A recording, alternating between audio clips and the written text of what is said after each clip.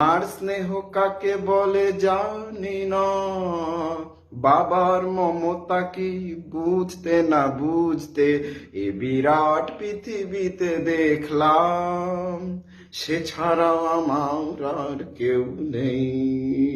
সে আমার ছোট বোন, বড় আদরের ছোট বোন। সে আমার ছোট বোন, বড় আদরের ছোট বোন। ভালো করে যখন সে কথা শেখেনি, তখন থেকেই সে গেয়ে যেত গান।